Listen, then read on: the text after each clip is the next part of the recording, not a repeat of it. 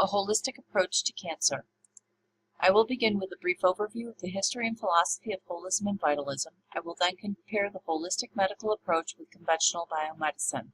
I will discuss what holistic health means and what holistic self-care practices I have adopted to fight cancer. Ancient medical texts reveal that holistic medical treatment was active in India, China, Mesopotamia, and Egypt. Each group had its own herbal pharmacopoeia, its system of dietary regulation, and various restorative practices and rituals according to Stefano. The decline of Egypt led to many of their medical practices being carried to Greece and ultimately Hippocrates, who taught that all medical treatment was aimed at enabling natural resistance to bring about recovery, according to Osborne. This is the basic philosophy of holism. The mind, body, and spirit of a person are intimately connected, and all areas must be addressed for healing to occur. Vitalism can be traced back to ancient Greece and Aristotle.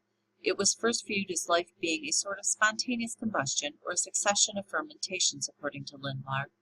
As science advanced, the concept of vitalism evolved. Notably, Caspar Friedrich Wolff explained life as a vis essentialis, or a vital force. Vitalism is the belief that there is an energy within us that makes us alive and it cannot be explained physically or chemically. Holism is the idea that when individual parts are compiled together, they create something bigger. Some say through evolution, some through the divine energy spark or vitalism that is the essence of life. Holism examines a person physically, mentally, and spiritually. It takes the details of an illness and searches for why they are there. The conventional medical paradigm embraces reductionism, which is the practice of examining health and illness by an analysis of their individual components, according to Stefano. Biomedicine examines the body biologically to determine disease and treatment. It often fails to take into account spiritual and emotional contributors to illness. When applied to health, holism implies that the health and harmony of the body, mind, and spirit create a higher, richer state of health than would be achieved with attention to just one part, such as physical functioning, according to Eliopoulos. Biomedical treatment of my cancer did not look for the cause: anxiety and fear, anger and unforgiveness, stress, and a broken spirit. Holistic self-care practices I have implemented include time in the natural world every day. Sisson says that spiritual experiences in nature aren't so much about witnessing something of the natural world itself, but rediscovering something in ourselves. I've also made dietary changes. I've switched to an all-organic, alkaline diet. I also have started meditating to seek spiritual healing.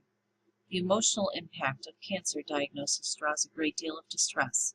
Mind-body therapies can reduce the disease and treatment-related symptoms, improve mood and quality of life in cancer patients, according to Management Armor. I was diagnosed with ovarian cancer in 2011. My holistic history includes domestic violence, divorce, custody battle, loss of children, high-stress job, financial strain, and spiritual disillusionment. Holistically, the emotional contributors were fear, anxiety, anger, and stress.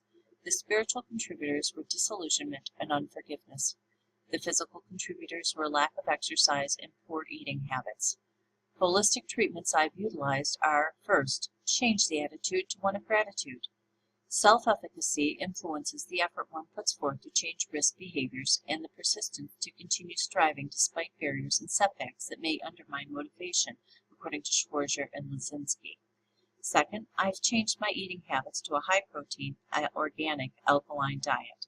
By taking action to become more alkaline, you can make it more difficult for cancer cells to regenerate, states the Acid-Alkaline Association diet. In addition, Rubin states that the immune system is made up of many types of proteins, so it makes sense to increase protein in the diet. Thirdly, I've increased my activity level, which increases my body's oxygenation because cancer cells cannot survive in the presence of high levels of oxygen, according to the Alkalis for Health website. I've made many positive changes in my life as a result of my cancer diagnosis, and I can now say I live a richer, fuller life.